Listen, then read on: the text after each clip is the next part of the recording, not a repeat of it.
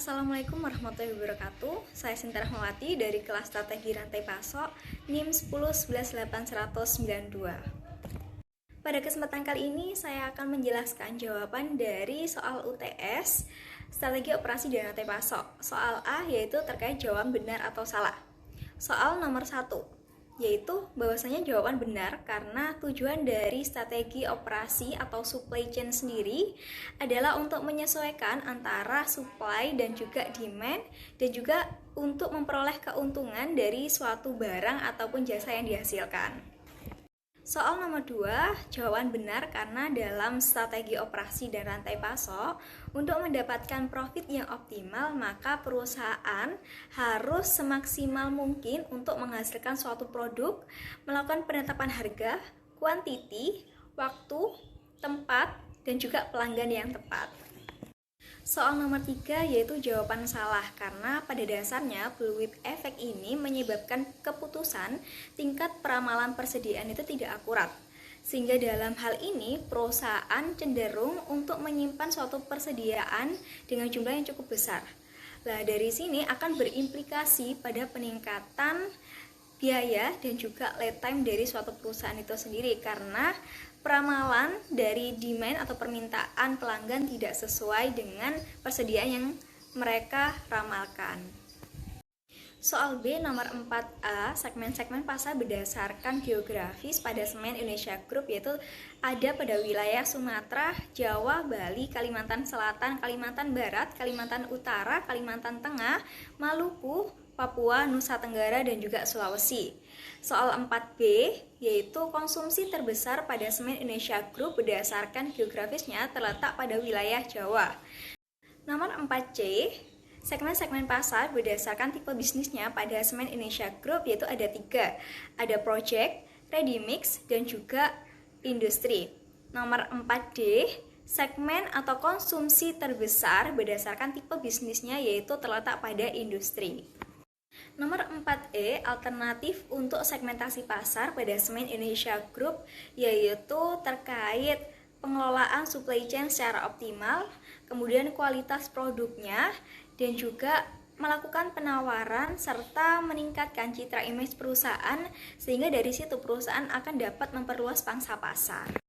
Soal nomor 5A, tingkat produksi atau production rate merupakan jumlah unit yang terselesaikan per satuan waktu. Soal nomor 5B, tenaga kerja atau workforce adalah jumlah tenaga kerja atau unit kapasitas yang diperlukan untuk suatu produksi. Soal nomor 5C, lembur atau overtime adalah jumlah lembur yang direncanakan. Nomor 5D, kapasitas mesin adalah jumlah kapasitas mesin yang diperlukan untuk produksi. 5E, subkontrak atau subcontracting adalah jumlah kapasitas subkontrak yang diperlukan. 5F, backlog adalah permintaan yang tidak dapat dipenuhi pada waktu yang telah ditentukan tetapi ditunda pada waktu atau periode berikutnya. 5G, persediaan yang tersedia adalah tingkat persediaan yang akan disimpan selama beberapa waktu atau beberapa periode dalam suatu perencanaan. Nomor 6A, terdapat 4 metode forecasting yang biasa digunakan yaitu ada time series model, ada casual model, metode kuantitatif, dan juga metode kualitatif. Metode pertama adalah time series model di mana didasarkan pada serangkaian data-data berurutan yang berjarak sama seperti mingguan, bulanan, tahunan, dan lain-lain. Metode kedua yaitu casual model di mana dengan mempertimbangkan variabel-variabel atau faktor yang mempengaruhi jumlah yang sedang diramalkan. Metode ketiga adalah metode kualitatif yaitu di mana menekankan pada keputusan-keputusan hasil diskusi tetapi tetap memberikan hasil yang terbaik. Metode keempat adalah metode kuantitatif yaitu dengan mengikuti aturan matematika atau statistik yang menunjukkan hubungan permintaan dengan satu atau lebih variabel.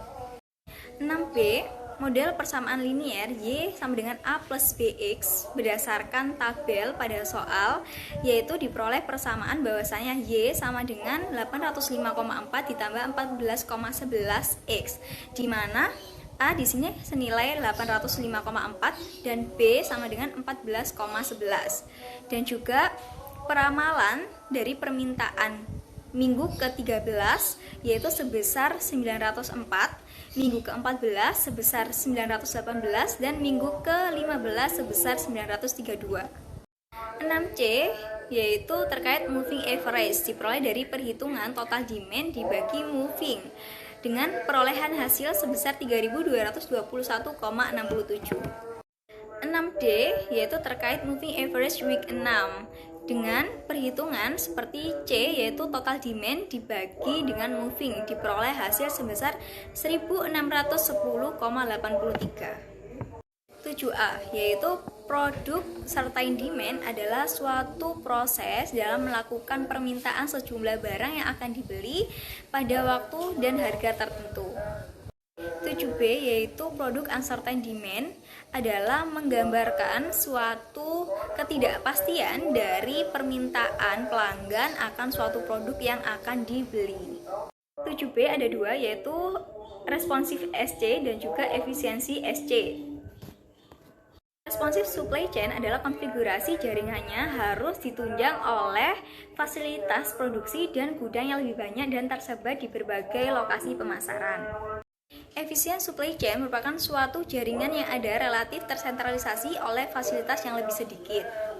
Nomor 7C, strategi fit merupakan konsistensi antara prioritas pelanggan yang diharapkan mampu dipenuhi oleh strategi kompetitifnya dan kemampuan rantai nilai yang dapat dibangun dengan strategi supply chain. Pada bagan menjelaskan bahwa setiap karakteristik produk memiliki strategi atau desain rantai pasok yang berbeda. Untuk produk fungsional lebih difokuskan pada meminimumkan ongkos. Sedangkan untuk produk inovatif lebih difokuskan pada peningkatan kemampuan yang lebih responsif terhadap kebutuhan pasar atau konsumen. Dan kesesuaian antara karakteristik produk dan bentuk strategi yang digunakan dalam rantai pasok disebut dengan strategi fit. Demikian penjelasan dari saya, kurang lebihnya mohon maaf. Wassalamualaikum warahmatullahi wabarakatuh.